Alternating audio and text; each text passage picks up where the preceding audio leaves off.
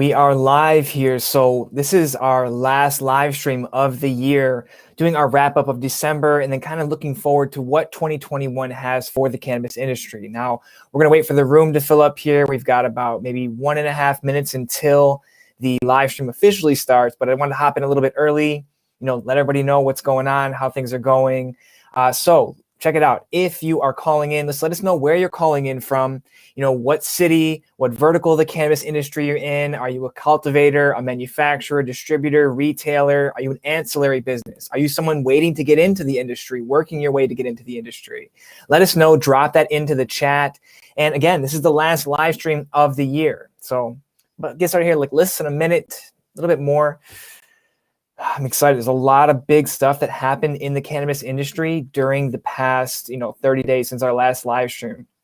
Lots of big things going on. So I'm very excited to chat about these things.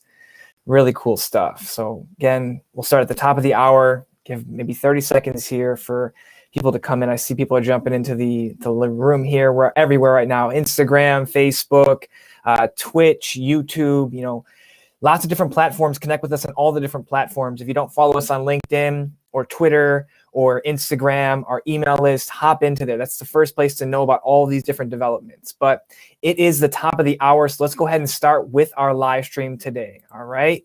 So, all right, Chris is here. Good to see you, Chris. All right, so let's go ahead and hop in with just a few little kind of housekeeping things. So before we get started, the information contained in this presentation is meant for guidance purposes only and not as professional, legal, or tax advice. And further, it does not give any personalized legal, tax, investment, or any business advice in general. So with that all out of the way, let's hop into the agenda, kind of review what we're going to cover, and then we'll hop right in.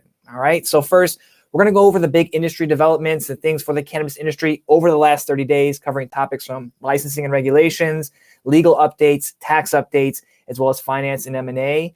Then we'll talk about some trends to look for in 2021, things that we think are going to start to kind of come together for the industry, things you may see. And then we'll take questions at the end and throughout. So wherever you're watching this, drop questions in on the chat or in the comment section. I'll try to get to as many of those questions as we can before the end of the presentation. Now, if you need help with anything finance or tax related for your cannabis business, then please reach out to us via our website at greengrowthcpas.com or give us a call at 800-674-9050. So with that all out of the way, let's hop into our updates. So first, let's talk about licensing and regulatory updates for the cannabis industry. Now, first one here is that the Mexican Congress has delayed their debate on their cannabis bill, pushing their approval into 2021. Now, the Mexican lower house decided to delay debating a cannabis legalization bill until the next legislative period, which starts in February 2021. Now, lawmakers say they need more time to actually study the bill and get into the nuances of that. Now, the Congress was expected to legalize cannabis by December 15th of this year to comply with the Supreme Court mandate. Now, the lower house or the Chamber of Deputies is expected to ask the Supreme Court for another extension, which has already been extended twice. Now, the first deadline extension, which was granted more than a year ago, was supposed to be an exceptional one-time only thing. Now, the Mexican legalization bill, which was approved in the Senate in November, is expected to go through some, meaningful modifications in the lower house. So this means the document would need to go back to the Senate and, for a new vote, a little bit of review there, and it's approved with its modifications and moved to the lower house. Now, the delay should serve as a reminder to businesses to focus on existing rules rather than potential new markets, depending, on this uncertain legislative process and regulatory process. We get very excited when we see a new country coming online or a new city coming online or a new state coming online. Focus on what's already there if you can. If you're not in those markets, it's understandable that, you're not going to be able to focus on if there's no cannabis activity in your market. But hey, Mexican, legalized cannabis, that's gonna be kicked out to a vote in February 2021. Now, the next one here, United Nations approves the World Health Organization recommendation to reschedule cannabis. Now, the United Nations Commission on Narcotic Drugs, the CND, accepted the World Health Organization's recommendation to remove cannabis and cannabis resin from Schedule 4 of the 1961 Single Convention on Narcotic Drugs.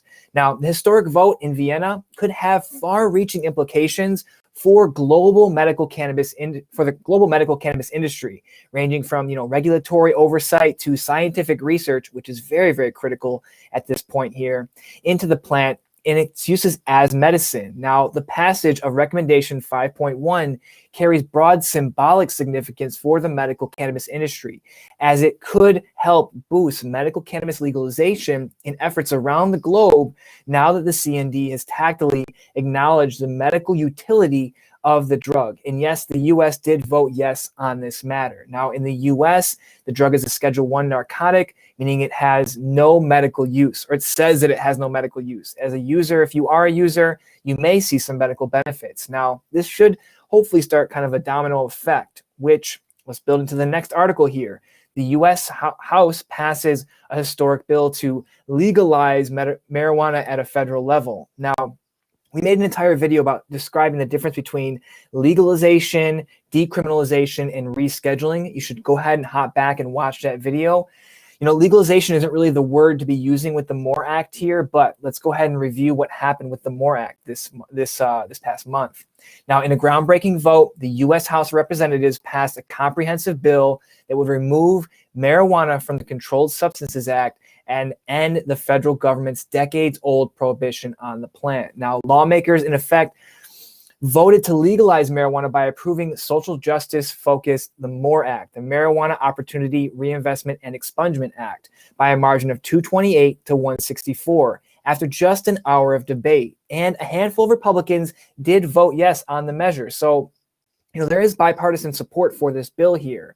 Now, the vote, which again is largely symbolic because of the bill still must pass the Senate, it comes only 2 days after that UN vote taking and reclassifying cannabis as a less dangerous drug, essentially. Now, opponents of the MORE Act criticized Democrats for prioritizing cannabis during the pandemic here and voiced their concerns about the health risks for the youth, right? That's the one that everybody leans into. They're like, oh no, the kids are going to get high. If you look at other countries like Uruguay, where they, legalize all these substances, they have seen a lot of drop in those usage. You've seen studies come out of Colorado where teen usage and youth usage has not skyrocketed like people hypothesize.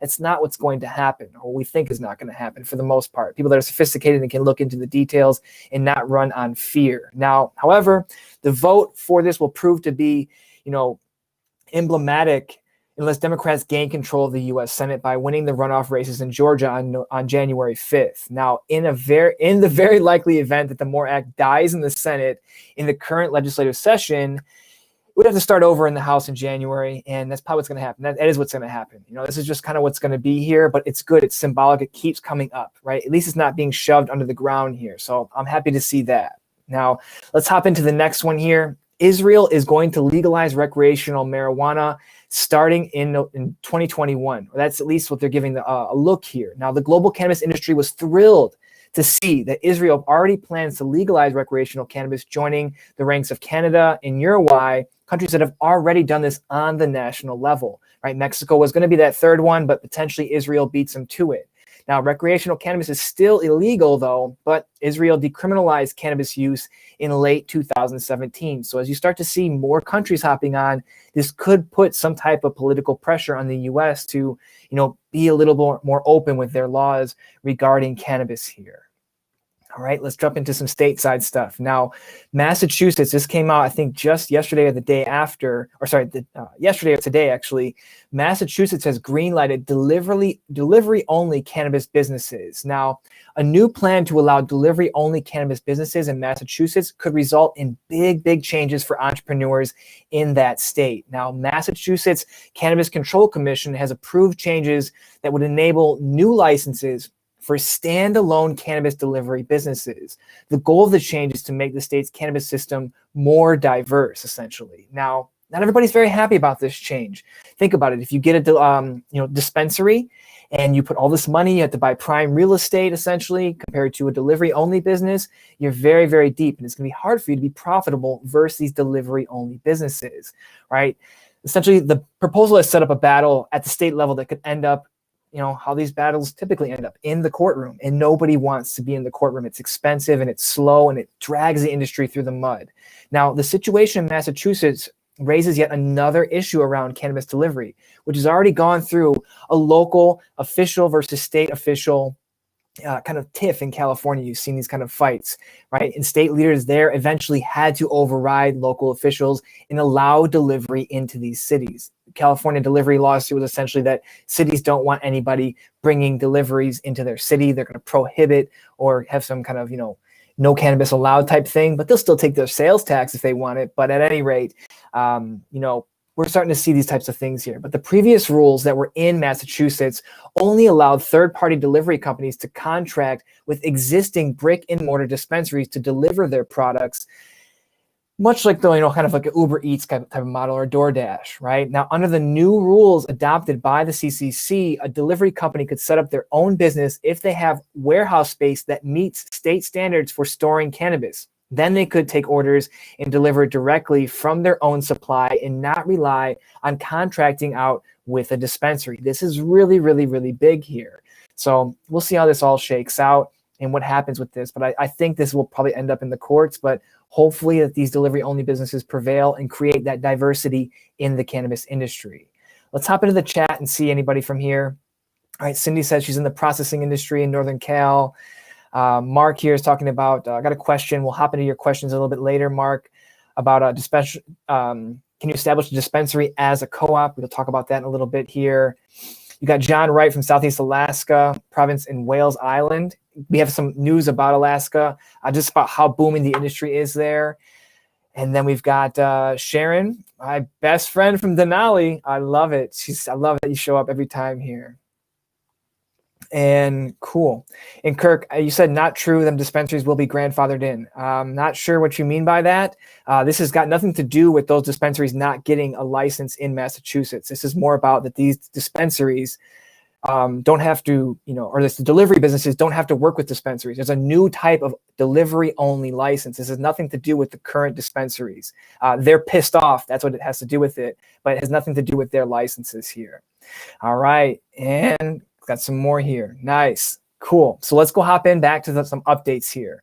Now, Georgia was taking applications to produce low THC marijuana oil. Now, this is a late November type of thing. We do our stuff, the last week of the month. This came out just the day after, but I want to kind of talk about it because it's important here. Now, Georgia regulators are taking or were taking applications to process and manufacture medical cannabis oil under the state's limited program. Now, the Access to Medical Cannabis Commission on November 23rd began the licensing process for businesses seeking to manufacture low THC cannabis oil that Georgia is making available to its 14,000 registered patients. Now, there's two types of licenses they were offering, a Class 1 and a Class 2, based and awarded based on the size of their facility. Now, the license deadlines, again, have already passed, and they ended on the 28th, and those licenses are expected to be available in March 2021. But this is good to see that, hey, there's experimentation here in producing a low THC type of thing. Now, the next step is getting the program up and running. The commission can create the rules and kind of get this oil out to the public here. Now, the THC potency is capped at 5% under Georgia law, and only 6 companies are going to receive permits. So it's very limited here, right? 2 of them are going to be for the Class 1, which is a 100,000 square foot facility, and 4 of them will be Class 2 for a 50,000 square foot facility. Now, the program has taken a while to develop, and Georgia lawmakers approved the medical cannabis program in April 2019, so almost 2 years ago, and then regulators appointed the program's first director this past May. So though it's very slow, we are seeing progress. And that's the point I wanted to make about this, that things are still moving. It's not the, awesome, hey, everybody come start a dispensary here, but at least something is moving in these states that are considered, slow movers to this game here. All right. Now let's hop into some LA news here. I have 2 pieces of LA regulatory and licensing news. Now, Los Angeles has selected their 200 social equity cannabis retail license finalists. Okay, so LA regulators issued their much anticipated list of the 200 finalists for the contentious battle for social equity cannabis retail permits. But it's unclear when any of those businesses might be able to actually open their doors to customers. Now, the LA DCR, the Department of Cannabis Regulation, issued their list of the 200 finalists after a settlement over this past summer involving a lawsuit that sought to throw out the results from the September 2019 licensing application. It was a cluster. to be honest. There was a lot of things going on there, but there was lawsuits, and there are still pending lawsuits against them, the DCR, about that, and the city. But again, that settlement specifically from this summer resulted in doubling the number of licenses from 100 to 200 licenses. Now, all 200 licensees must undergo further processing. That's why we don't know when they're going to be available. Essentially, they need to go ahead and go through all these different things, paying licensing fees, receiving their building inspections from the city and fire department, and many, many other things. But at any rate, at least they've been selected. So at least there's some kind of stability predicted for it, but who knows? More things could happen. Now, another thing around LA licenses is that you may have seen an article that kind of spooked a lot of people here, is that nearly 60 Los Angeles cannabis businesses were poised to lose their license on New Year's Day. So at issue in those companies' annual license renewal applications and fees, they were due November 2nd. Vast majority of these people, they paid their licensing fees, not those 60 or those 57, but vast majority of people paid them, and they got their paperwork on time, but 57 of them failed to do so. And under current city law, which was put into place in July 2020, after all of this kind of mess stuff that happened, there was no way to grant these businesses extra time. City code does not permit the DCR to waive late renewals and allow reinstatements. So the city backed down. They were going to kind of be stiff about it and say, well, too bad. But they backed down, and they said that they will not proactively report the expired status of any license to the LAPD, which is the police department, or state agencies, things like the BCC, or participate in an enforcement action related to the expiration of the licenses against any applicants until March 1st. Now, we still need to see what the BCC is going to do and react about this, because the state regulations state that a licensee must self-report any change to their local authorization or permit status to the BCC within a very, very short window. I don't know what it is, maybe 30 days or something like that, or 60 days.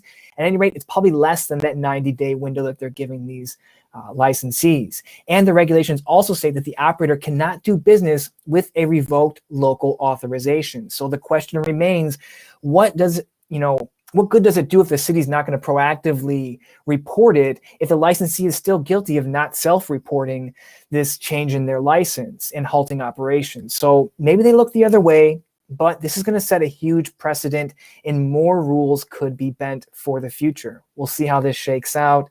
I'm sure there's going to be something to come of this. This is not the last you will hear about this. Let's hop back into the chat here and see what's going on. All right, cool. Hey, Kirk, no worries. I didn't want to come off bad on that, but hey, this is going to be nothing different for those people in Massachusetts. The current dispensaries are just going to have to compete with a little more sleek and model here. Hassan coming in from Metro St. Louis. Good to see you. Ryan, we'll get to your question in a moment here.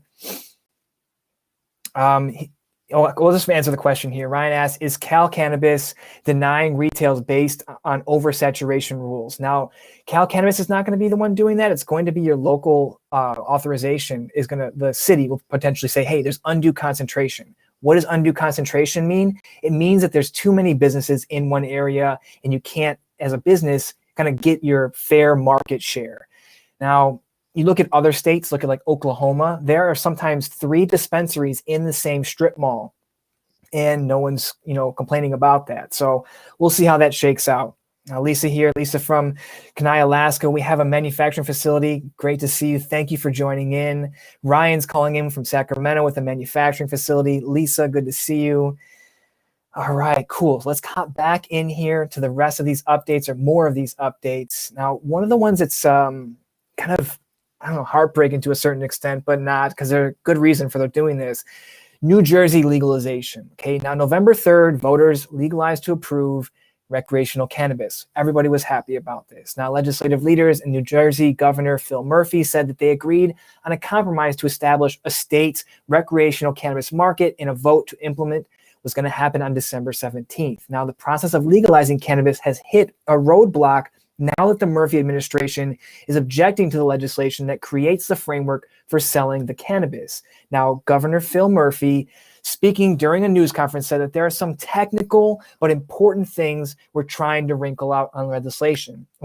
So what are those wrinkles? Well, Very important. They want to make sure that there's penalties for underage, under 21 users. The legislation appears not to have any provisions that provide for any kind of legal mechanism that would penalize underage users or anybody giving product to underage users, which this is a good thing. They have it in alcohol. It just needs to be ironed out. I'm sure this will be just more of a boilerplate process, put some language in there and then vote on it. It's just a little bit of a delay, but you still may see this roll out relatively quickly. All right.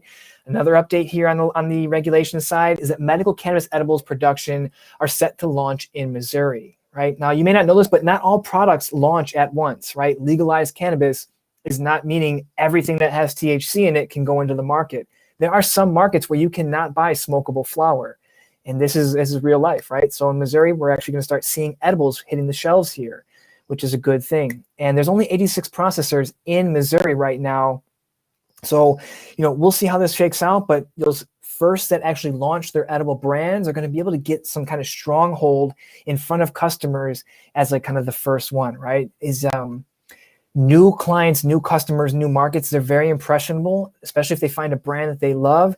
It kind of gets hard to switch them from brands, especially if they're doing it as a medical and it helps to relieve them from their pain. Why switch if it works? So we'll see how that all comes together for them, but I'm very excited to see that new products are coming to the market here.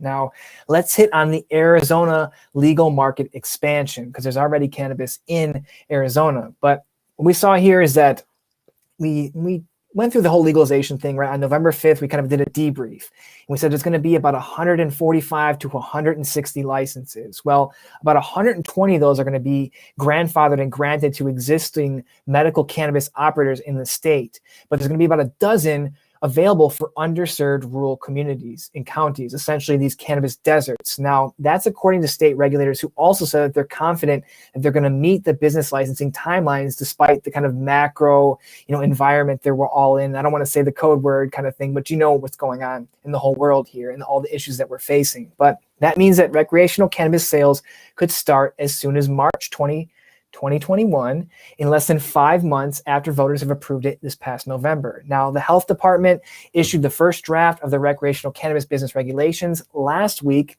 and asked for public input. That should be all set.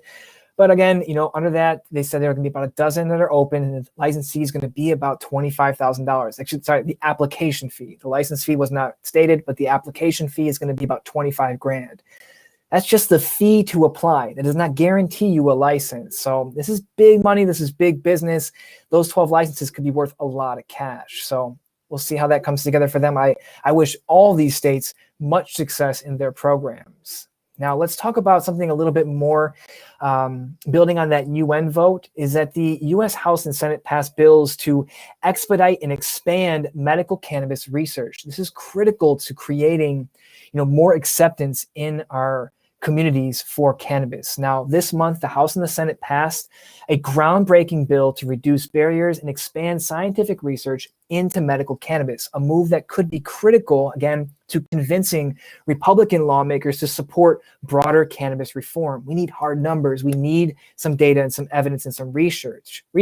And now one aspect of the measure would enable researchers to study medical marijuana products sold in state legal markets to better understand their impact. Just because it's in a legal market doesn't mean that it's got efficacy or that it's good. So this is great that we get to get some more research around this and not just a basic COA test. Such research could spur more physicians to recommend medical marijuana as a treatment option and boost sales of cannabis. Now, the bill's main function would be to streamline the application process for researchers who want to study the plant and encourage the FDA to develop cannabis-derived medicines. Now, building on this, the DEA is also going to be issuing more permits for growing research cannabis. You may not know this, but there's only one farm, federally sanctioned grower actually, at the University of Mississippi, which the government for decades considered the only legal source of marijuana for federal research. So 2 things here: more farms for the research, as well as better access to do the research, not as much friction. As a Schedule 1 controlled substance, there's a lot of hurdles. So lots of money has to go into it and lots of time just to get a basic test, getting some research done on certain products. So this is going to be great. I'm very, very excited for this in 2021 because this, again, can add more legitimacy to the market, bring us more out of the shadows and into the light so more people can trust this medicine and have access to it and not feel so bad about it. They don't know what's going to happen. There's going to be some research to back it. So very happy about that. Let's go to another one here, hopping out of the States, is that Switzerland moves toward a broader medical cannabis access. Now, the Swiss National Council, the country's lower house, this month approved a federal council proposal to amend the narcotics law, making it easier for patients to access medical cannabis. Now, the amendment still needs approval of other legislative house, the Council of States. It's uncertain whether the upper house will even take up the amendment, but it's a good signal that you could potentially see a bigger market, more countries coming online. Now let's hop into Maryland here. A Maryland lawmaker has now filed a marijuana legalization bill ahead of the 2021 session. Now, they're just putting it out there. Hey, we may be doing this, and this is great stuff. Now, under this draft legislation, adults 21 and older will be able to access and possess 2 ounces of cannabis or 15 grams of concentrate. Possess, I'm not going to go through all the stuff here. There's 18 points here, but essentially, it's going to allow people to have cannabis to a certain amount, 2 ounces, grow 6 plants at home. They can exchange cannabis between adults, which is great. And smoking in cannabis would just be a civil fine up to $50 and maybe 5 to 6 hours of community service. And landlords will get some type of, restrictions as well, where they can prohibit tenants from smoking or consuming marijuana in a manner that creates an odor or disturbs other tenants. So this is a good thing. We'll see how it happens. But legalization could also trigger expungements as a standalone cannabis offenses by October 2022. So more states moving, baby. This is good stuff. I love it. This is good stuff. Let's hop into the chat, see if there's more things in here. All right. I love it. You guys talking back and forth to each other. Keep sharing back and forth with each other. Lakeisha from last session. I remember you from last session. All right. You've got Daryl, where you at? Tommy's asking. Make sure you drop that in there if you guys want to connect. And then, cool. Bobby says, thank you on behalf of Cannabis Retail, Highway 29 Healthcare in Vallejo, California. Thank you for joining. I'm glad to see everybody joining in here. John, Lisa wants... John wants to get a hold of you. Make sure you guys reach out. If you guys want to catch up here. Let's see, anything else? Lisa says it sucks the states are trying to keep the little guys out. Look, it's an honest thing here. Cannabis is very, very heavily weighted to people that have money. Think about just a basic lawsuit. It doesn't have to have necessarily basis, but you still have to respond to it. And that costs money. Licensing, it costs lots of money. But you look at states like Oklahoma, where it's $2,500 and that's it. Obviously you got to get all the build out costs and all that stuff, but it's not some huge thing. As long as you meet the minimum requirements, you're in. And I like to see that. And that's one of the things I'm going to talk about for what we see for 2021. All right, cool. I'll hop into these comments in a little bit more here, but let's hit some other updates here. Last one for regulatory updates. Rhode Island has gotten 45 applicants for their medical marijuana dispensary licenses. Now, again, they've received 45 applications for 6 dispensaries. They have a lottery system, which I think is almost one of the most fair. If you got a lot of people in there and they all meet those thresholds, I think a lottery is a pretty fair system to do. As you saw what happened in LA, they did first come, first serve, and technically it didn't work out to the timeline they wanted. And man, that was pretty costly for the city. So we'll see how it happens. I think this is good. Rhode Island turning on. All right. Now let's hop into some tax updates for the cannabis industry. So first, California is seeing new highs in cannabis tax revenue. This is no surprise, but it's good to quantify it to see what the actual delta is year over year. Now, these type of stats are the ones that politicians and state treasurers love to read about, right? Because this is the thing that they're typically regulating and approving cannabis because they want that tax revenue, right? They want to take it out of the illicit market and get their little peel off the top. But third quarter numbers released by California Department of Tax and Fee Administration, the CDTFA, revealed a jump in cannabis tax revenue of almost 80% compared to Q3 last year. Now, that doesn't mean necessarily that we're selling so much more cannabis because there's also two things at work: more consumers, but also more licensees turning on. So of course there's going to be more tax revenue. But the state pulled in almost $307 million in Q3. So it's going to be almost like a $1.2 billion annualized revenue from cannabis. Now the state pulled in 160 million in excise tax, 41 million in cultivation tax, and 106 million in sales tax. That's a lot. That's a lot of money there. So, the states and the cities approve this. Get your tax revenue, baby. Now, let's hop into here. Another tax one. Colorado's first marijuana business tax incentive fuels Canadian firms' expansion. Now, if you don't know what tax incentives are, essentially some states or cities will say to a business, hey, we'll reduce your taxes if you come to our state and open up your business and hit certain requirements, because they know that this will probably create jobs and put more money in the hands of their constituents, right? They'll take the loss on the business tax revenue and make it up on sales tax revenue or any other kind of taxes that the consumer would spend on. Now, Canadian cannabis investment firm Slang Worldwide will significantly expand its operations in Colorado, fueled again by the state's first tax incentive offered to a cannabis company. Now, Governor Jared Polis, the governor of Colorado, the Colorado Office of Economic Development and the International Trade, and Slang issued a joint statement on December 14th here, reporting that Slang will add 43 new jobs to its Colorado outpost thanks to a $585,000 in-state job growth incentive tax credits over the next 8 years. So what is that, like 80 grand a year almost that they're going to be receiving in tax grants? That's great. Now, in order to receive these full tax credits, though, they have to create 43 jobs at an average annual salary of $75,000 per year. Now, Colorado beat out California and Oregon as a location because of this. So maybe we start to see more tax incentives for cannabis businesses in the future. I think you will see this because as you see, look, California is just making hand over fist cash. If they can potentially bring other people here or other states that want to kind of catch up, maybe they offer tax incentives. Again, Colorado, the oldest recreational market, and they're out here offering these incentives. You never know. Other states and other cities may offer it. I'm excited to see what happens because, again, the cities could offer this stuff too because there are city taxes. Maybe they say, don't pay the city tax. Bring your business here. We're cannabis friendly. That would be a cool thing to see, and we'll see how that actually shakes out over the next few months here. Now, another one I thought was kind of, how do you say, comical, I'll say, to a certain extent, is that Deschutes County sues the state over lack of payout over Oregon cannabis tax revenue. Now, Deschutes County has filed a complaint against several Oregon state departments over cannabis tax revenue that the county believes it should be paid, despite its moratorium on cannabis processing and growing facilities. Now, the county's legal department recently filed a complaint in state tax court against the Oregon Department of Revenue, the Oregon Liquor Control Commission, and the Department of Administrative Services in an effort to change how the state interprets a statute that controls how cannabis tax revenue is distributed. Cannabis tax revenue has not been paid to the county, Deschutes County, since the Deschutes County Commission decided to place a moratorium on approving new cannabis processing and production facilities in August 2019.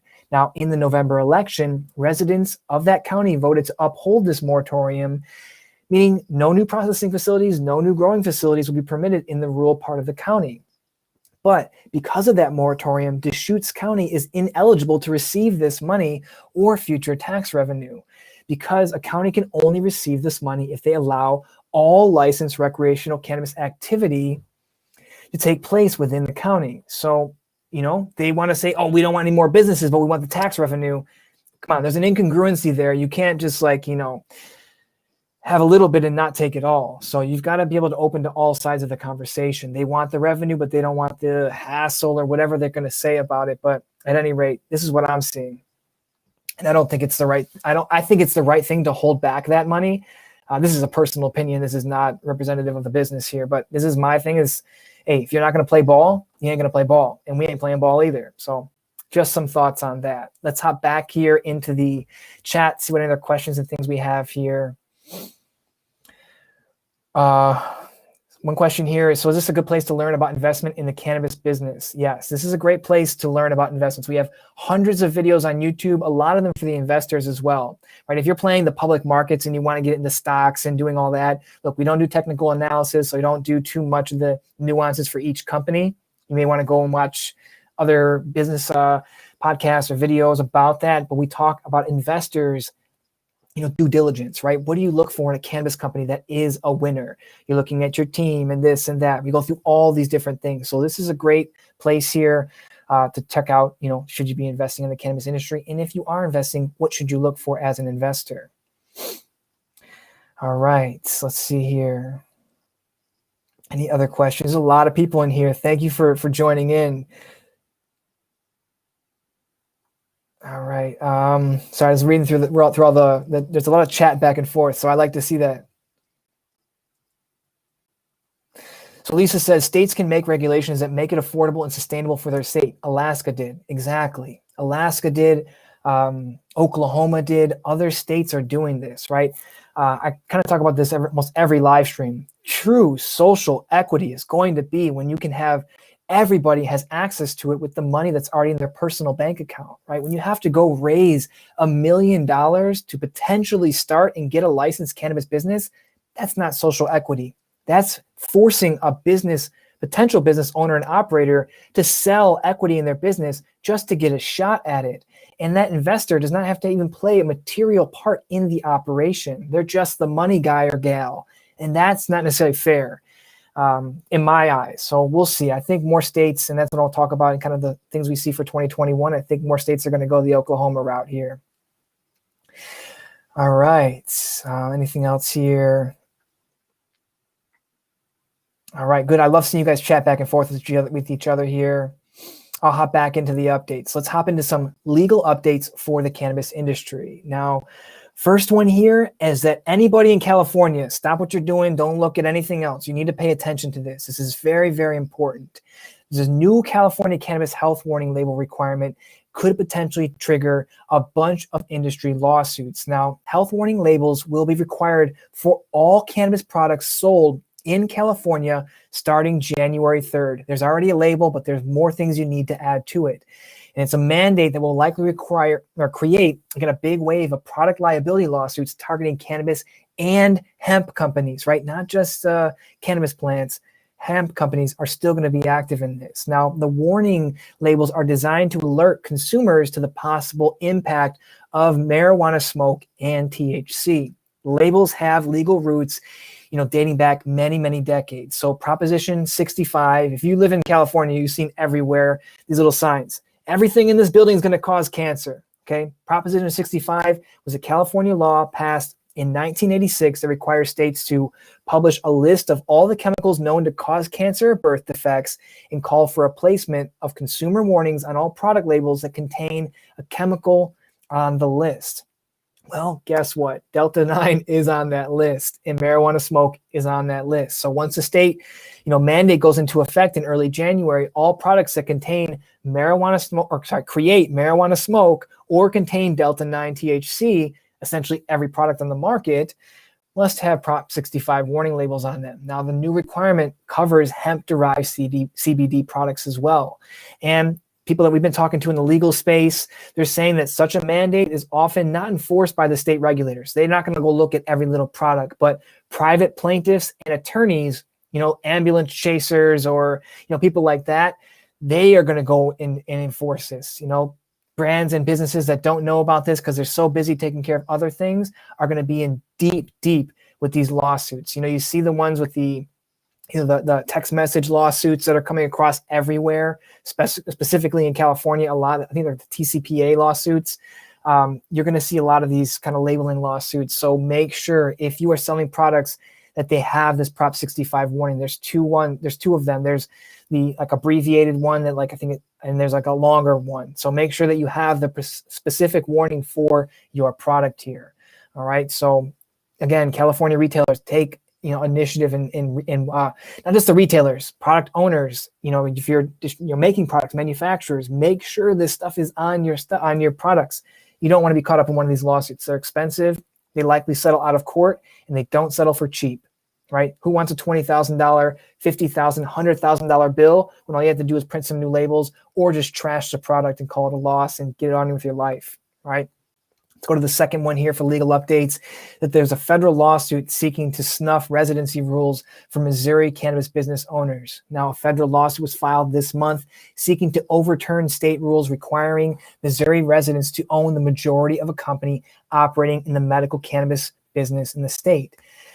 Now, a resident of Cumberland County, Pennsylvania, said in a lawsuit that he has been deprived of a significant and valuable business opportunity due to residency requirements, which he argues violates the Commerce Clause of the U.S. Constitution. Now, I didn't read the whole motion here, the whole filing, but at any rate, the lawsuit says that because of the rule, applying for a business license in Missouri would be futile. Now, it adds that the minority owner, the person who owns a small part of one Missouri cannabis firm, he is not able to increase his ownership past 49% because of the state rules, which are embedded into the state constitutional amendment legalizing medical marijuana. A quote here from the lawsuit says, moreover, residency requirements significantly narrow the universe of potential equity holders and prevents this person from selling any additional equity to a potential non-Missouri partner. Now, you may say, hey, let's focus the industry on the local market. And I agree to a certain extent on that. But when you want to kind of exit the market in 4 to 6 years or 36 months or whatever, you're only limiting your exit to anybody who is a resident of that state. Now, this really reduces your pool, which could then significantly reduce your valuation relative to if you had that same business in another state that does not have those residency requirements. So we'll see how this all shakes out. We've seen other, I think, Maine, I think, had a lawsuit with this where they lost and they removed those residency requirements. You're going to see other places that may remove those residency requirements. Who knows? But this is one that will get fought out, I believe, and we'll see how it goes. All right, another one here, and you're going to see this a lot. More and more. We talked about it last month, and another one just popped up. Former city official pleads guilty to bribery and extortion in cannabis licensing probe. This is not funny. I'm laughing. This is not funny, but this is real. And people think they can get away with this stuff. Now, the former chief of staff for Fall River, Massachusetts mayor, who was arrested and accused for extorting local businesses, has pled guilty to extortion, bribery, and making false statements in a licensing corruption probe. She admitted to conspiring with the mayor to extort cannabis businesses for $150,000 in return for a letter of non-opposition from the mayor, right? Under Massachusetts law, a non-opposition letter from the heads of local governments are required to obtain your cannabis business license. So they're pretty much paying to get their license on the back door, and that's not good. According to the Justice Department, after the vendor agreed to pay them, the mayor, the chief of staff said to him, "Your family now." This is like, crime mob stuff. So at any rate, these two charges the person is facing is held up to 20 years in prison and a $250,000 fine. This is big stuff. So, don't participate in any of these activities. You're going to see more and more of this. The FBI was soliciting leads consistently over the past year, trying to find people that are in, doing this type of corruption. This is not how we want our industry to be portrayed in the media. So don't participate in these, because you will be called out as the business as well that you paid to play in the back door, and nobody wants that.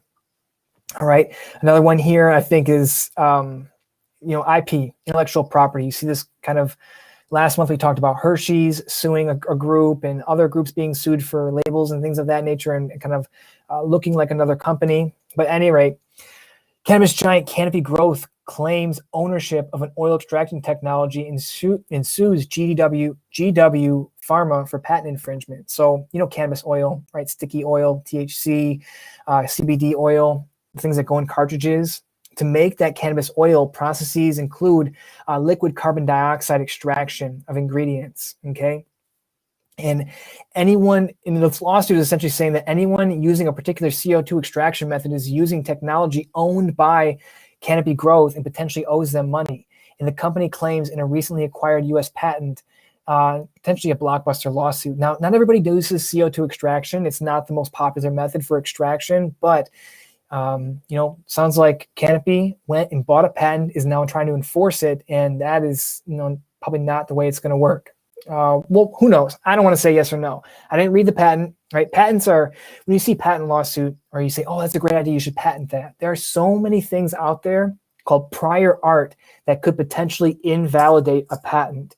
So what prior art is essentially is it is something that looks like the patent, which makes it not novel. Because to be patented, you have to hit a 4-part test. One of them is novelty. If there's prior art that shows this particular extraction method, it may not be considered novel. Now, doing it for hemp or CBD may make it novel. Who knows? We'll see how that shakes out. But these are the kind of lawsuits you're going to be fighting if you're a CO2 extractor and have to fight with Canopy, and they've got a ton of money in a big war chest to go after people.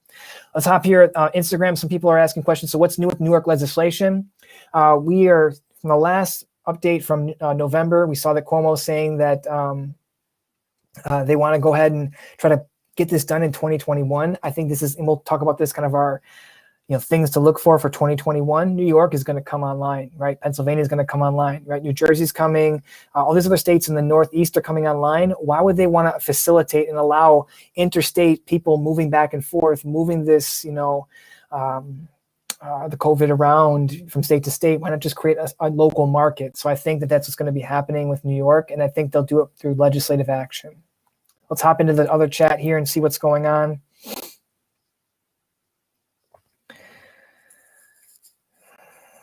Blue Dog says here, I run a dispensary in SoCal. It's not a fun business working with cash only or trying to sneak around bank guidelines. It's not a fun thing. And you saw that, California legalized banking. Great. That's what essentially what that meant is that California is not going to waste their time going after any banks that are banking cannabis. They'll just let FinCEN do it. No matter if you're a state chartered bank or a federally chartered bank, you still have to report to FinCEN, doing what they call SAR, suspicious activity reports. Now, why do banks not want cannabis businesses or cannabis operators involved with their business, like in their bank? Because there's so many SARs they have to write out. Now, SARs, it's like the compliance side of things. So that's why you see sometimes a compliance fee with a cannabis bank account. That's just to take care of the overhead that they have to do with it. So they're not going to put the risk of their business at it. So we'll see how that all comes together. Yeah, and Sharon's saying here that she took her 4 months to find a grower in Northern California, a bank account, and it's tough. And if you need a cannabis bank account, reach out to us. We have many people in many states that will take the money. It's not cheap, right? You're going to pay points on your money. I don't care where you go, you will pay some type of fee, whether it's like a $500 a month fee, a VIG on like a 1% to 5%. We've seen some up to 10%, which pretty much wipes away all your margin. But, there's also merchant processing. Essentially, what you're allowed to do is take debit cards. You can't take credit cards right now because the Visa and MasterCard networks will not allow that. But you can take debit cards, and we have a group that will set that up for you. And then you can pay bills out of that merchant services account. Pretty cool stuff. Doesn't necessarily need to be a bank account, but this is something you can do. So reach out to us. Go to our website, greengrowthcpas.com. or give us a call at 800-674-9050, and we can help you find a cannabis bank account in your local market or potentially an out-of-state one as well. All right, cool. Looking at for some other questions here. It's great to see you guys messaging back and forth here. Blue Dog said, yes, local city officials, the mayor pro tem and economic development manager were caught in an FBI sting in my area. Yeah, this is coming, guys. This is real stuff. The FBI, they've got all the resources. They're tapped into all the agencies. You think your text message or your incognito browser or using a VPN or doing these things are going to keep you safe. If you're doing illegal things, they will find you, right? They just need a lead to follow. They'll chase it down until they can't find it anymore, but they'll find something. All right, 4 cents sent here. Can you review some major updates in California? I've talked about a few updates in California, but another one from last month that I think people kind of brushed over is that 31 new cities are opening up licensing. Now, 2/3 of the cities don't have licensing, which is like 600 cities. So we've gotten 31 new cities that will open up licensing. So that's another update for California this kind of quarter here. Cool. Blue Dogs still check the shelves. Check the shelves for the Prop 65 stuff. This is real big stuff here. All right, let's go ahead and hop into the rest of the updates here. There's some finance and M&A updates I want to talk about, okay? So we started these monthly updates once this kind of lockdown stuff happened. But one of the kind of the most important side of it was that we were going to see, and we were predicting and talking about the collapse and consolidation of the industry. What does that mean? People that raise money in 17, 18, and 19 were running out of cash. We saw this to people coming to us asking for more capital. We also saw that those businesses would fail, but those licenses are valuable. So the consolidation means that people are starting to start merging and buying with each other. You're seeing this happen, play out in real time in Canada. Now, consolidation is picking up among Canada's regulated cannabis retailers as recreational cannabis sales continue their upward monthly trend, with industry insiders kind of predicting more store mergers and acquisitions. Now, the retail M&A trend appears to be driven by a market that's growing more and more competitive and crowded in certain areas, and large chains attempting to kind of cement their competitive advantage and expand their brand portfolios, as well as retailers seeking to expand into existing markets, right? When you get into a merger and acquisition, you get to leverage each other's kind of access to a certain market, growing capacity, manufacturing capacity. It's the best of many worlds. Now, not every M&A deal is sexy and great to take on. Some of them are really crappy deals. But if you're in between a rock and a hard place, you may need to take that deal so you don't lose your business outright. Now, we'll see how this all shakes out, but you're seeing it happen here. We look at data in our company about this, because what happens in Canada, Colorado, California, earlier markets will start to happen in these more earlier, younger markets. All right. Another one for finance and M&A. I think everybody's probably heard this or seen this at some point in time, but cannabis advertising platform Weedmaps is going to be going public at a $1.5 billion valuation. Now, Weedmaps, which is the often controversial but very successful advertising giant, is going to go public at a $1.5 billion valuation. Now, according to their news release, the website owners, which is WM Holding Company, will merge with a blank check company, which is called a SPAC, S-P-A-C, Special Purpose Acquisition Corporation. We made a whole video on this. Essentially what it is, they go public, a SPAC, they put like $200 million into this company, $100 million or whatever it's going to be, and they go ahead and they reverse and take over a company and put that company public.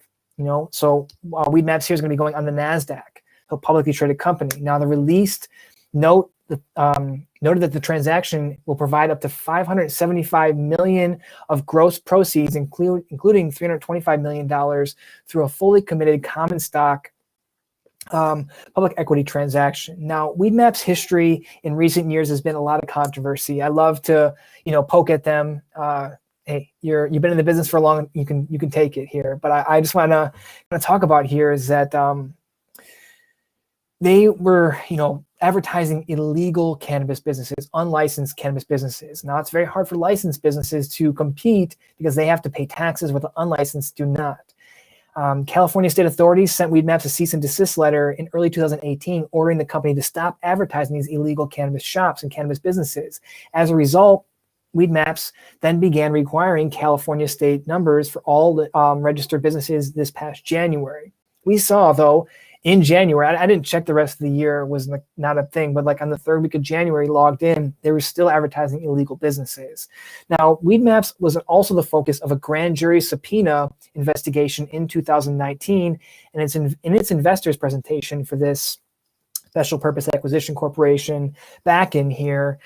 They said as of November 10th, the DOJ investigation is not resolved. So we'll see. Why is that a problem? Because that's a huge liability exposure for any investors that are going to take on. So you, as a public, equity investor, you're going to jump into there.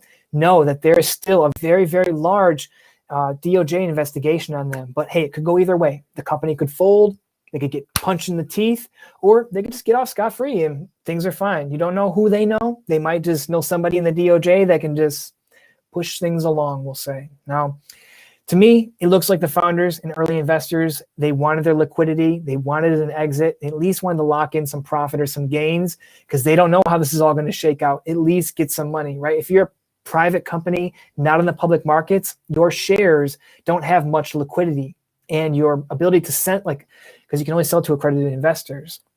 So that's kind of probably the move here for them. A smart move to lock in some profits, but we'll see how it all shakes out over time here.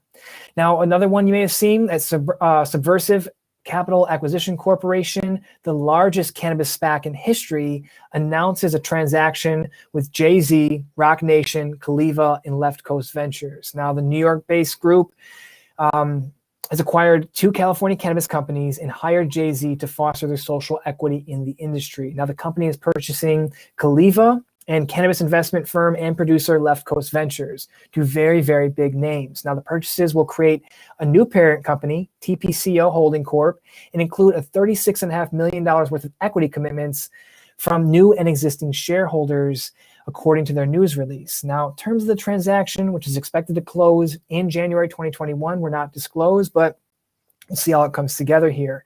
The merger of 2 California companies creates a vertically integrated business, right, from cultivation, manufacturing, brands, retail, and delivery, allowing them to control essentially their whole supply chain, seed to customer. And that's great. It's fantastic. As well as the brands behind them. That's important too, because the brand is the experience in the store, but also in their life as a consumer and outside. So this is good stuff here for them. We'll see how it comes together. Another one here I thought was pretty cool. I like, feel-good type stories. So Curio Wellness launches a $30 million fund to help women and minorities own a cannabis dispensary. Now, the new fund, started by Maryland-based medical cannabis company Curio Wellness, aims to help underserved entrepreneurs entering into the cannabis market. Now, with this $30 million fund, they're going to invest. They're looking forward to finding 50 women, minority, or disabled veterans seeking to open up a Curio Wellness franchise with a path to 100% ownership in 3 years. So this is good stuff, fostering that. I think that's a great, great setup here. Let's hop into the chat, see any other comments here. Weedmaps pricing structure. They play every dispensary against each other. No set price list. They say you can have the top spot, but here you need to be, yes. So here's a thing about Weedmaps, is that it's a marketplace, right? Just like Facebook advertising is a marketplace. There's no set thing. But, Weedmaps is, they do put people against each other. One of the things, so our clients, we have a lot of clients, but a few that, about 60 to 70, we do monthly with them. And the ones that are seeing the most success as a retailer are seeing that Google SEO is very, very helpful for them. 2 things at work here, or a few things we'll rifle off here. With Google, you're not doing the pay search. It's the SEO, search engine optimization. Local SEO is very, very impactful, very, very powerful. So what you do is you get your SEO group, let them do all that for you, and then those results stay there, right? You don't have to pay to show up every time. If you quit paying on Weedmaps, you're gonna be at the bottom of that list, right? Now, the thing why this really works is that most new cannabis consumers don't know to go to Weedmaps, right? They're going to Google on their device and typing in cannabis dispensary, Portland, Oregon, cannabis dispensary, Monroe, Michigan, and they're using Google to find that. Weedmaps is not going to be the #1 result every time. Your local SEO will overpower Weedmaps. So look into Google SEO. It's an amazing, amazing tool, and it can be cheap enough that you don't have to, the fees you're paying on Weedmaps are $5,000 a month. You will not pay that in a whole year of SEO services, especially in a smaller market. So really check into that. Drop Weedmaps and move into SEO, or augment it, add it as an additional tool in your repertoire here. But all right, let's keep moving on here. And some other updates. Another finance update. There's a lot of them here. I just want to let's hop in the Anchorage one here. So Anchorage recreational cannabis sales are a bullish indicator of growing cannabis market in Alaska. So we had some Alaska people on here. You guys are crushing it, and hats off to you. And you guys are awesome here. I love seeing it. Recreational cannabis sales in Alaska's largest city continued to grow in 2020, despite everything that's going on. Now, this highlights the state's resiliency for adult use cannabis in these challenging conditions. Now, Anchorage, just the city, posted a $9 million in recreational sales in September only. $9 million in one city in Alaska. And that's a 25% increase over the same month last year. So the year-over-year growth for that month. Now, with 40% of the state's population and retail licenses, the city is the best kind of indicator or proxy for the overall growth of the Alaska market. Now, rules implemented by the Alaska Marijuana Control Board in April allowed drive-through sales and curbside pickup, during the lockdowns, which likely helped sales. Now, I think drive-through is an amazing thing. I think the curbside pickup's an amazing thing. Hopefully, more cities hop onto this, more states hop onto this. Alaska, y'all are crushing it. So keep up the great work. All right, a few more here we'll blow through. LeafLink, which is a they raised up a funding round, Series C, $40 million. Cresco raised $200 million in debt. Why did I bring it up? What's cool about these? I want to show you what their terms are. Cresco raised a huge company. Cresco is a multi-state operator, huge operator. Well, guess what? They raised $200 million and their interest rate is between 12.7 and 13.2. That's a lot of money. That interest rate is going to be sitting at like $26 million in interest a year. That's a lot. That's just an interest to facilitate and take up the debt. So we'll see how it goes with them. So as you're taking on $1 million in debt, a debt instrument from other investors, that's what you're going to be seeing. 15%, 20%. It's not uncommon. 15% is something I see quite often. All right. Marijuana firm Verano plans to go public at $2.8 million valuation. This multi-state cannabis business signed a definitive agreement to go public on the CSE, the Canadian Stock Exchange, via RTO. Now, this comes a month after the Chicago-based business agreed to acquire Florida-based alternative medical enterprises, AltMed, and 9 months after their deal collapsed with Harvest Health. Now, Verano's RTO, which includes the AltMed stuff, is going to be warming up cannabis to more of these investors, okay? The money is coming back. Capital is loosening after some tight times, evidenced by, again, the weed map stuff and more money coming into the industry. Now, let's see, how many more I want to hit here? I'll just hit 2 more, and then we'll hop into some kind of what we see for 2021. Biggest cannabis company in the planet, Aphria and Tilray merge, creating a $5 billion in Canadian dollars, and $3.9 billion in US dollars here. They're going to merge. They're going to operate under Tilray, big company. So you're seeing mergers at the very, very large level and the small operators as well. So don't think that's only for the big guys and gals. It's for the small ones too. And lastly here, cannabis investor Casa Verde, which was founded by Snoop Dogg, raises another $100 million. So more money is coming. So we'll see how this all shakes out. Let's jump into the chat here, see if there's anybody else. So Lisa says, we hope that Alaska keeps the drive-thrus. I think Alaska will keep the drive-thrus. I think that if you're a regulator and you get met with the pretty much the operators saying, hey, you can't take this from us. This is, not in the operators. I think it would be more of the consumers that would say, hey, don't take this away from us. Don't take this away from us. We need this. This keeps us safe. And I think that's going to be the kind of the weight behind keeping these drive-thrus. So I keep it going. It says right here, what effect will the MORAC have on immigration cannabis case?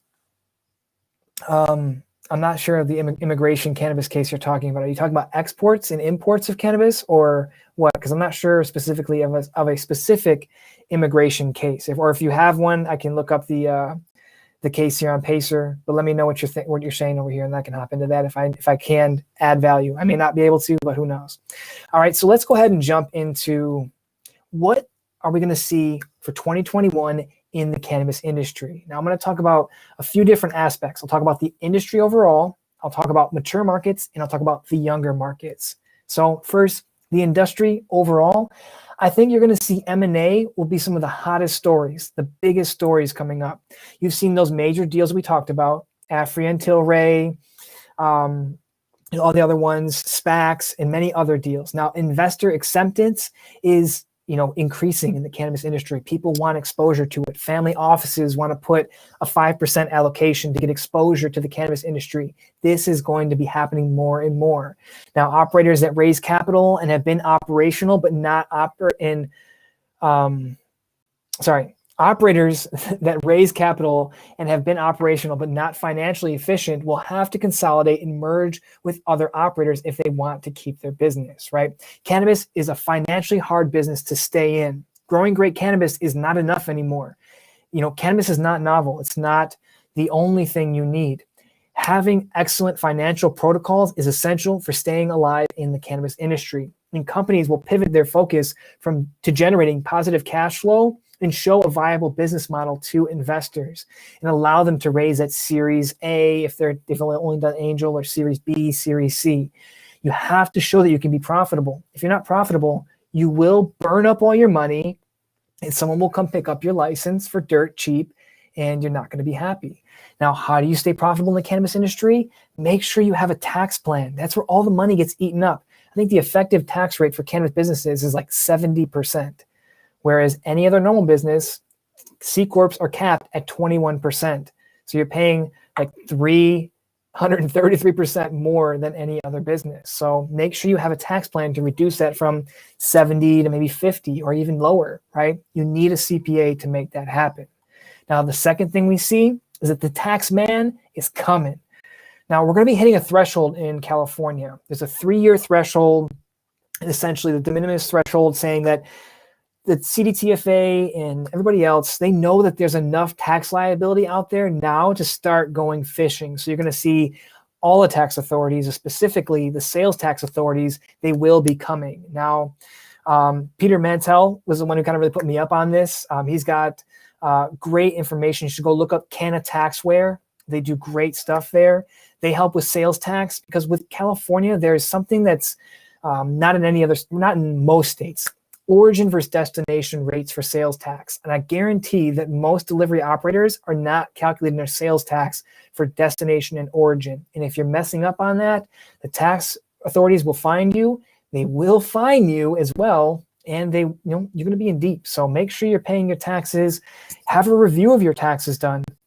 Go back a few years. Have someone do a quick one-over on them and see what you could potentially uncover for yourself before the IRS gets there. Now, the IRS is also taking big directives to audit more cannabis businesses.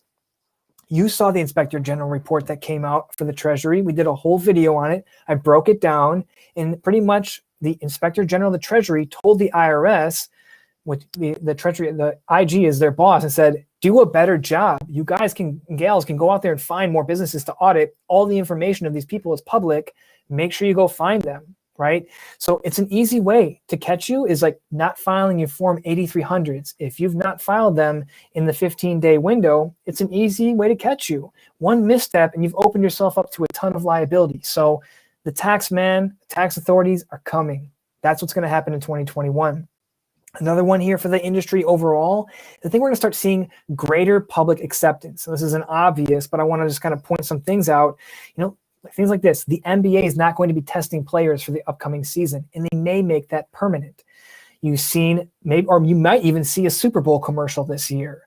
You saw the vote in November. It was wildly accepted in most of these states, and more people are going to be looking to cannabis towards the next 12 to 18 months to help them. So I think we see greater public acceptance in the next year.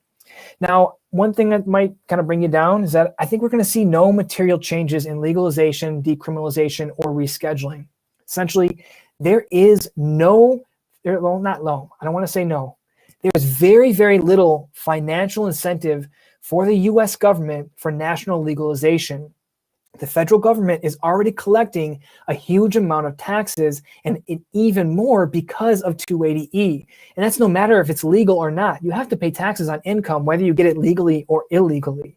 Now, some are saying, hey, they're going to lose money due to prohibition, but what about private prisons? What about arrests? What about fines?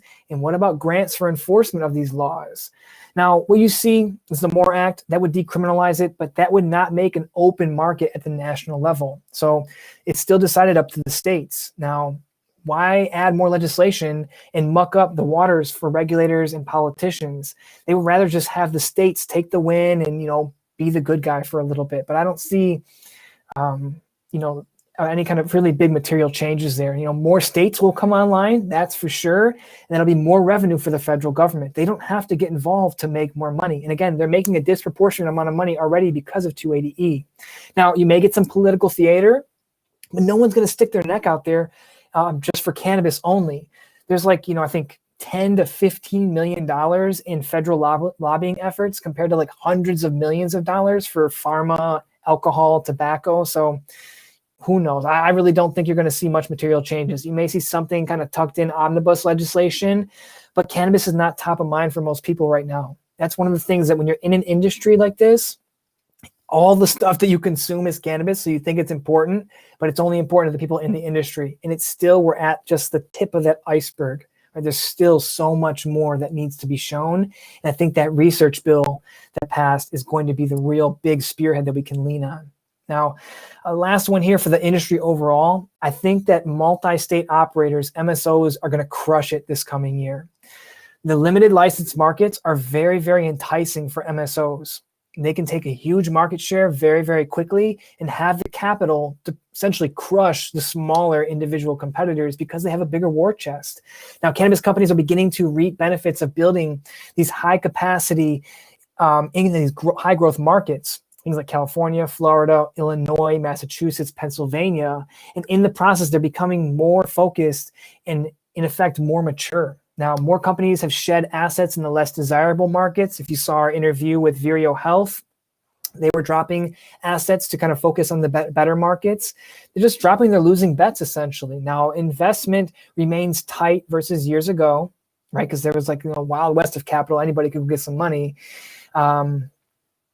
But hey, these multi-state operators, they can prove profitability. They're going to be able to get the money because that's people want to put their money on winners. But cash burn is still an issue with these MSOs, but strong sales might help these companies survive and thrive. And prospects look good. There's lots of markets that are coming on: New York, Pennsylvania, Maryland, New Jersey, Arizona.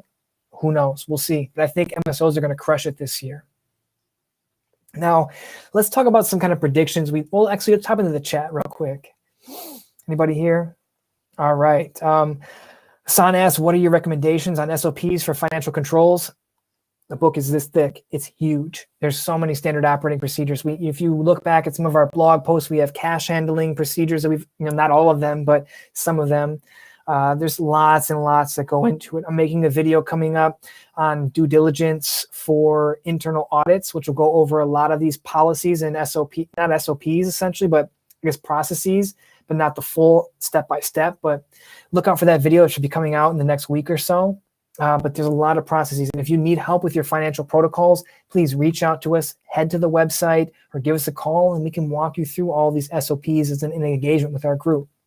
Now, let's talk about kind of things we think for 2021 in the mature cannabis markets, things like the Colorado, California, Oregon, Oklahoma, older markets that have had some time to get their legs under them, right? First thing, I think you're going to see expanded licensing opportunities in two moves.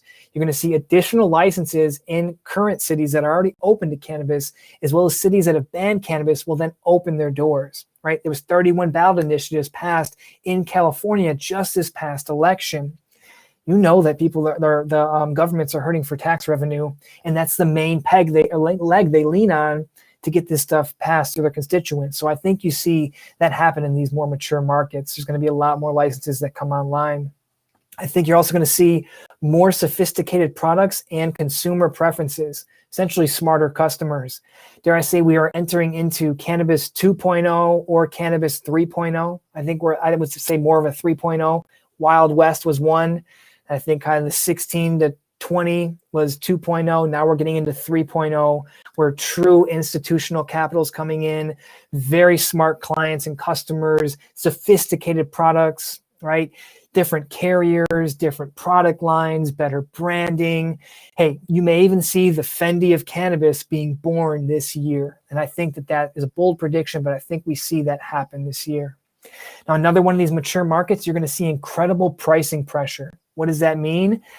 You're going to see prices, plummet a lot. Your margins are going to get compressed. More licenses, more products, lower prices, smaller margins. It's going to be tough to stay financially stable. And that's why I'm saying financial management is going to be critical to keep up with experienced operators that have invested in financial services and CPAs and lawyers. It's really, really going to be important, and not necessarily down to having to have them, but your financial protocol, so you're not having diverted cash. Think about if you're losing $3,000 a month from product being stolen or from cash being diverted by managers or cash custodians because you don't have the right SOPs. That's 36 grand. You can invest in a CPA and we can help set up these kind of things for you on that and still have money left over. And you have a more financially stable business. So I think that's what you're going to see. Also, another one here from mature markets. I think we see essentially a loosening of the regulations or letting things slide, right? Consider what happened in LA with those 60 businesses that were in danger of losing their license because of these, missing fee payments. There was in the statute, it said that they were not allowed to extend, they being the city and the DCR was not allowed to do anything. Now they're like, hey, we're going to look away. Okay. It's 90 days. Do your thing. We're not going to come after you. But I think you're going to start seeing more of that happen and not so rigid, right? Mature markets have seen this kind of play out for 2 to 5 years. I think they know that the world's not going to burn down. And that's kind of what's going to happen. I think also smaller firms with a focus on excellent operations are going to be the winners too, or some of the winners. Not all the winners. I did say MSOs are going to crush it, but there is the opportunity for the smaller firm, the individual one-unit operator, or one manufacturing facility or small scale manufacturing facility, if you focus on excellent operations and financial, performance financial, making sure your numbers are good and making sure you're not losing money on these things, right? So this will set you apart, especially from larger operators who have the opportunity for waste. Everybody wants to be a big business, or not everybody. A lot of people want to be a big business. All the money and we're doing great, got the connections. But when you get too big to manage, sometimes you have the ability to have more inefficiency and more waste. And unchecked, you could blow your budget. You could be leaking critical cash that could, essentially kill your business or force you into a merger and acquisition situation where you don't like the deal. So those are our predictions here for the mature markets for 2021. Now I have last ones here for the newer markets. I think you're going to see more states legalize. Obviously, I think you're going to see Connecticut, New Mexico, New York, Pennsylvania, Rhode Island, Texas will expand, Virginia, and Maryland. I think this is something that's just inevitable. More states are going to hop online. They don't want to miss out on the cannabis train, and they're going to hop in. They want the tax revenue, and they also want, the jobs for their citizens. It's not always about taxes. I know we talk about that. That's the main thing. But having people get more jobs is essential right now, and I think that more states will hop on. I also think you're going to see for these newer markets legislative action for legalization and not necessarily all these, wait till 2022. The pressure for this tax revenue due to slow economic growth is going to be, pushing them up to do this. Now, don't wait till 2022 to vote on it. Just get it done as soon as possible and then vote on the tax in some kind of referendum there. And I think this is my bold prediction here. I think we have another state that removes local control by the cities and or removes their licensing caps, like Oklahoma, right? Oklahoma, they had the most cultivation licenses in the entire country. They beat out California, and they don't have nearly as many people. The market, the TAM, the total addressable market for clients is not that much. It's very, very small compared to other markets. At any rate, I think you see another one, another state that does that, right? In Oklahoma, there's dispensaries everywhere. Like I said, there's 3 in one strip mall. It's crazy. I have a picture of it. I should put it up on our Instagram here. But hey, they're everywhere, and the world's not burning. This is a free market, and I think that they're approaching it in the right way. And that, to me, is true social equity. Anyone can get it, and the cost is not astronomical. So that is our predictions here for 2021, what you may see in the cannabis industry. Now, if you have any more questions, drop them into the chat. If you have any more predictions yourself, let me know. I would love to sit and chat. We've been here for a long time, an hour and 15 minutes. I'll sit and chat for a little bit more. If you have questions, drop them in. If you have anything else to kind of rifle back and forth, I'm going to scroll back up and see if I missed some. I know I missed some questions. And I apologize if I missed your question earlier in the presentation here. I just want to make sure I'm getting to most things.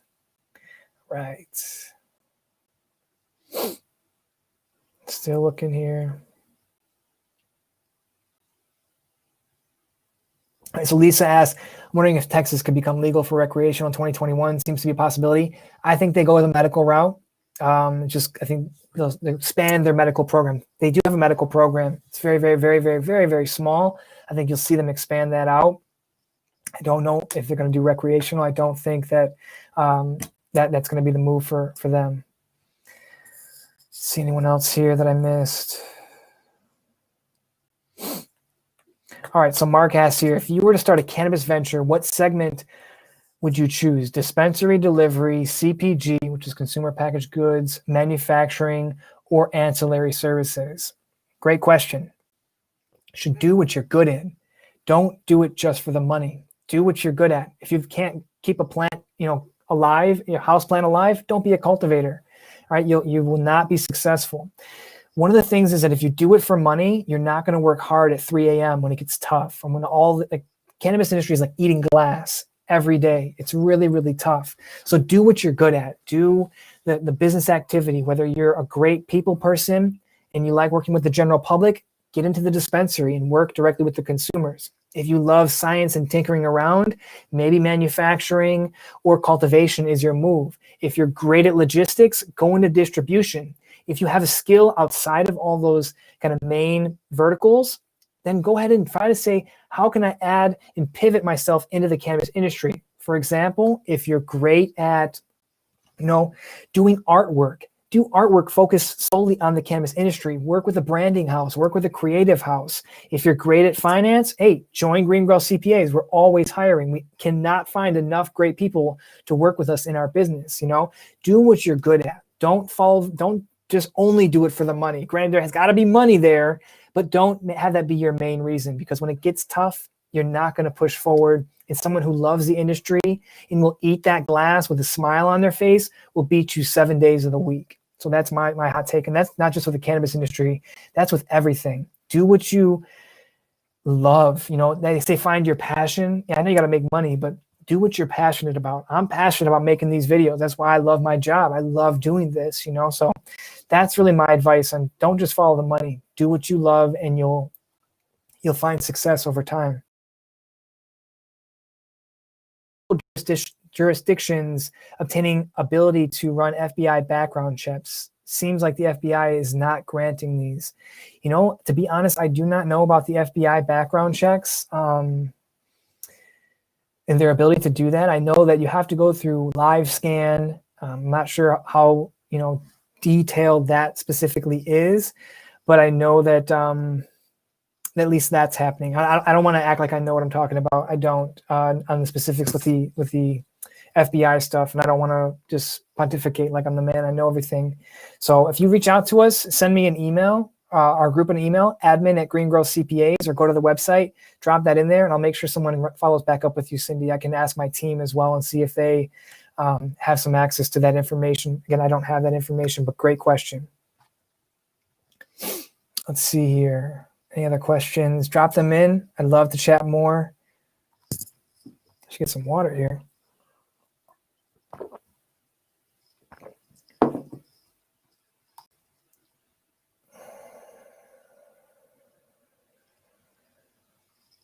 And Cindy's saying that the local sheriff wants to run his own background checks and he doesn't trust the state.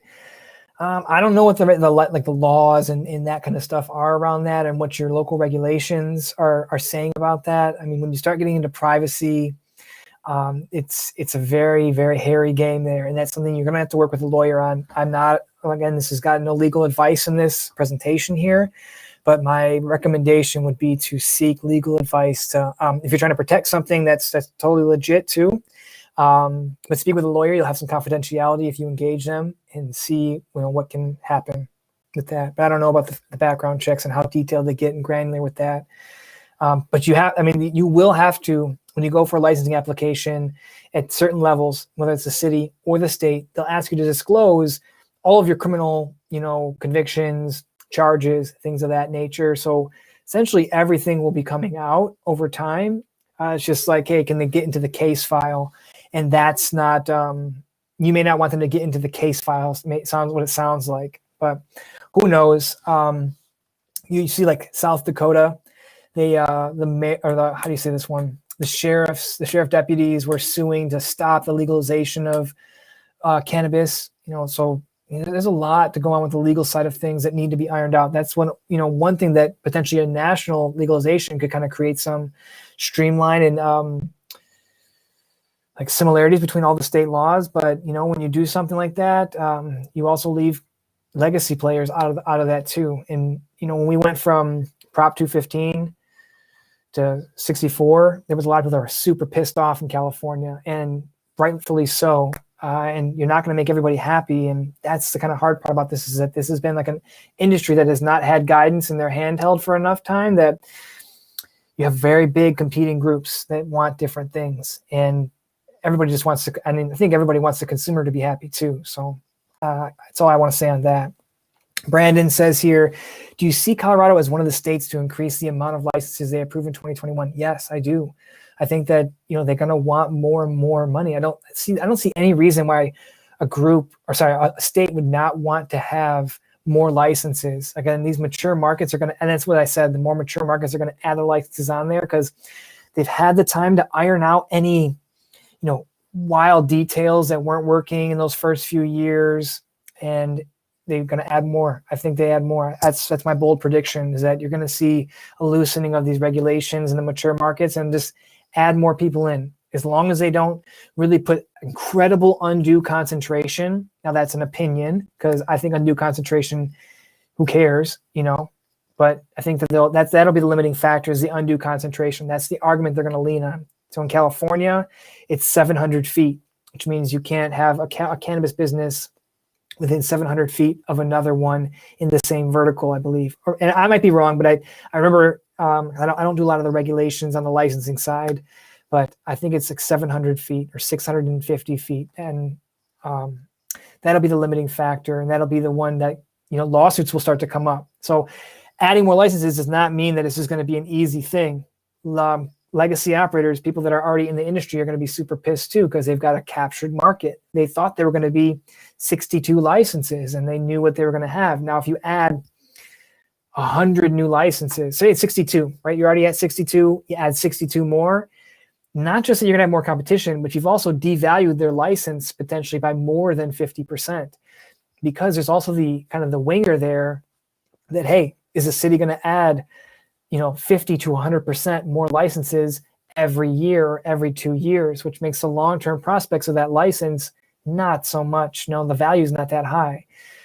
Having limited license markets keeps that value of the license up there.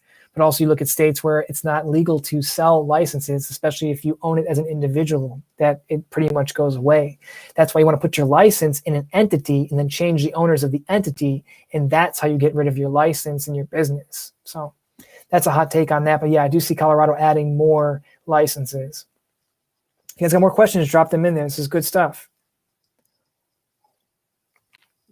We'll stay 5 more minutes. That'll put me in an hour and a half for this live stream. Last one for the year here. And I just want to say thank you to everybody that's been staying with us for the past 2 or 3 years here for these videos we've been making, and being part of our community at Green Growth, but also being part of the greater cannabis community. All the other content creators out there, thank you for educating the community. Thank you for, as market participants, learning and trying to educate yourself on this stuff. So, hats off to everybody that joins in, that watches the videos. Thank you from the bottom of my heart.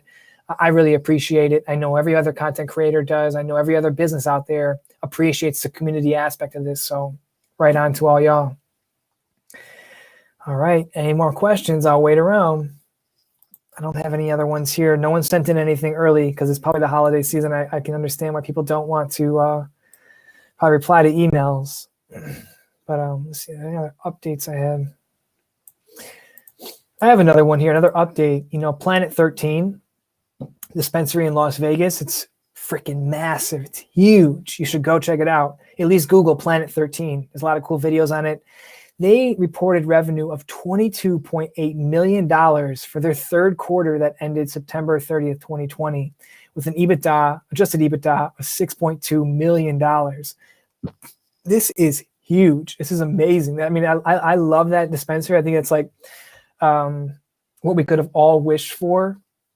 If you're watching those movies and man, this is just like Charlie and the Chocolate Factory. It's an amazing place. You should highly recommend, when you have the tolerance to travel, check that place out. All right. Anybody else?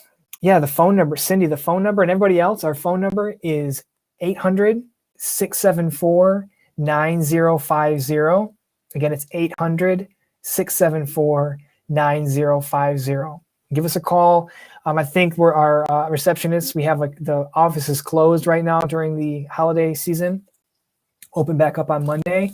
If we don't answer, just leave a message, or you can send us a message through the website. Go to greengrowthcpas.com and click on the Get Started button on the top right corner, and then you can fill out the form. You can even schedule time to speak with our teammate right away. Well, at least make the appointment. It may not be right away, but at least make the appointment right away, and then you guys can chat, and then you can get what you need answered. But looks like there's not any other questions coming through here. So again, I just want to say thank you very much for all your support this year and many other years. I wish you and my team and our group and everybody else wishes you much success in 2021. Have a safe holiday, a safe celebration. And again, look for next year, many more pieces of content coming out, many great things. Thank you, thank you, thank you, thank you. And have a great rest of your day. Have a great rest of the week, and we will talk to you soon.